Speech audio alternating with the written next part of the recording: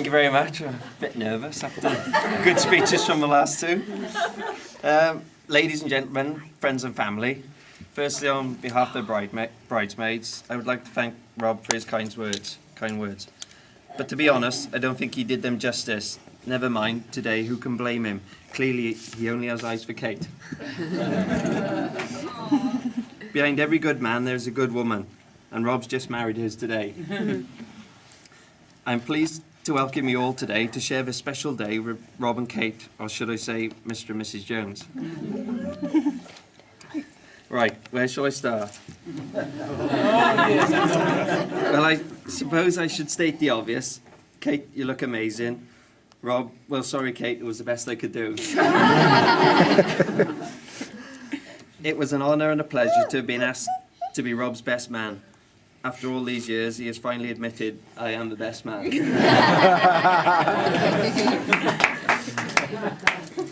After Rob was my best man nearly 5.5 years ago, I'm reluctant to say it was a hard act to follow. However, I am glad he has followed in my footsteps and made an honest woman of Kate as she becomes another Kate Jones. The saying goes, may the best man win, but today there's no doubt that is Rob.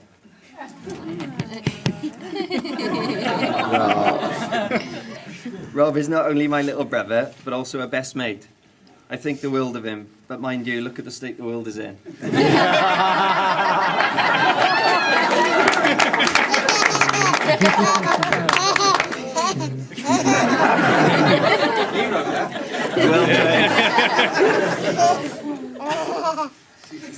It's also an honour to have our son Reese as their page boy. I hope that one day they are blessed with a family of their own. However, after Rob and Kate babysat the other day, we were called into playgroup to explain a problem. The teacher had asked the class to name things ending with tall that eat things. The first little boy says alligator. The second little boy says predator. And Reese come up with vibrator. After nearly falling off her chair, the teacher said, that's a big word, Reese, but it doesn't eat things. To which Reese replied, well, Auntie Kate has one and she says it eats batteries.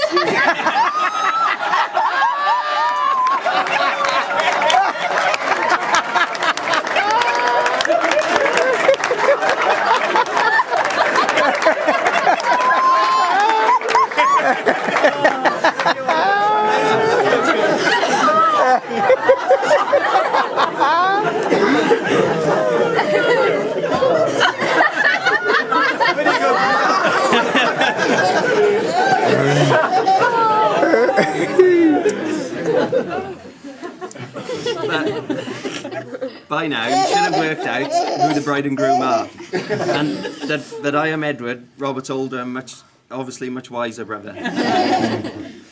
According to tradition, I am supposed to sing the groom's praises, but for those of you who know me, I will not. I know I can't sing. You will know I can't sing. So, my little brother, you found yourself a beautiful wife and a very well organised one at that. I must congratulate Kate on the organisation of today. I'm sure everyone will agree it has been wonderful and may it continue long into the night. Kate is a lovely person, funny, warm, caring and loving. She deserves a good husband, someone to love her and take care of her in the way she deserves. Rob, it's a good job you married her before she found one.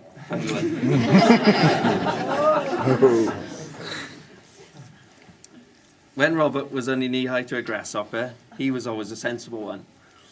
It was hard to find anything to share with you, as it was always me leading him astray, and he would always tell Mum and Dad. Having spent all those years in school being taught by both Mr. and Mrs. Preston, I don't think that Robert thought he would end up with them as his parents-in-law. I'm not sure if they felt the same way, though. They, more to the point, probably hoped Robert wasn't going to end up as his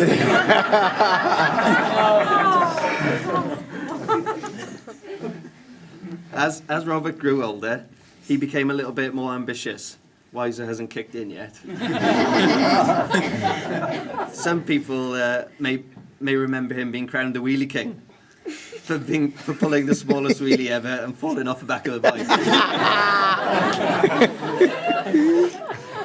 And a trip to New Zealand put Robert's apple in the Guinness Book of Records as the most expensive apple not to leave a country. A golden delicious price of £70. Someone once told me marriage was like a pack of cards. You need hearts to love her, diamonds to marry her, a club to kill her, and a spade to bury her.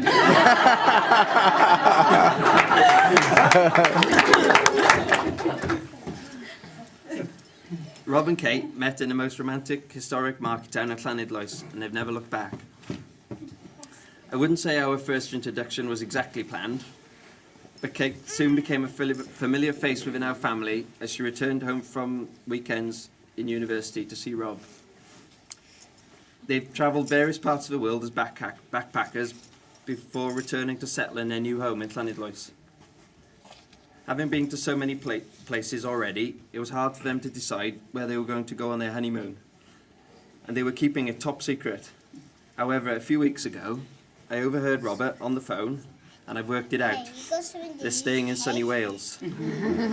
He said he was going to bang her for 3 weeks.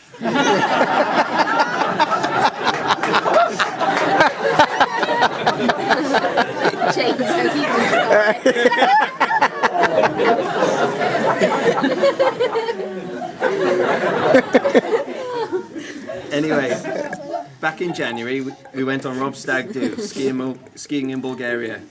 All I can say is those eyebrows got away lightly. Following Kate's numerous hen parties, Rob was feeling a little left out, being home alone again. But Kate went out with the girls for just one last night. She told Rob that she would be home by midnight, I promise. Well, the hours passed and the Magnas were going down way too easy.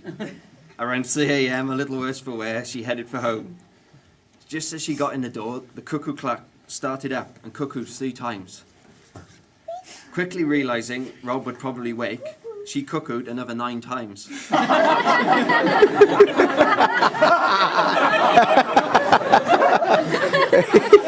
She was really proud of herself for coming up with such a quick-witted solution in order to escape possible conflict with Rob. Even when a little worse for wear, 3 + 9 = 12. The next morning, Rob asked Kate, "What time did you get in?" To which Kate replied, "Midnight." Rob didn't seem concerned at all. Phew, thought Kate. I got away with that one. Rob then replied, "I think we need a new cuckoo clock." Kate looked a little confused. Well, last night, our cuckoo clock cuckooed 3 times, then said, "Oh shit."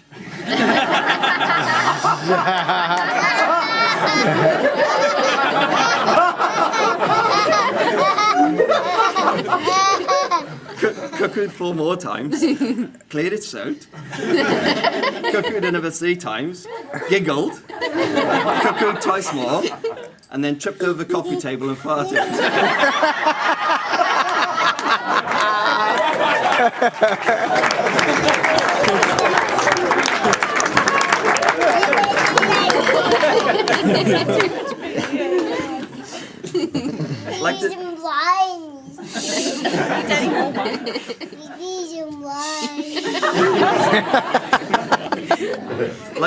Like the royal newlyweds, Rob and Kate are a very modern couple. I hope their love is modern enough to survive these modern times, but old-fashioned enough to last a lifetime. So I have a few little bits of advice for them. In their marriage,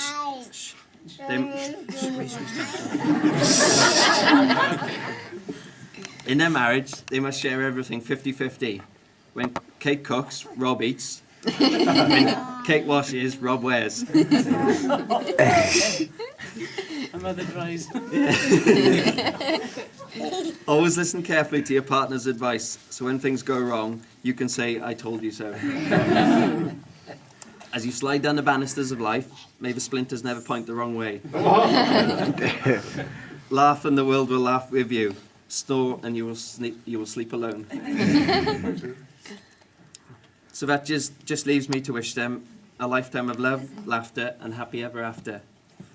I would like to officially welcome Kate to the family. So please join me with a toast for happy couple, Mr. and Mrs. Jones. Right, that's the end. Thank you very much. I've done it.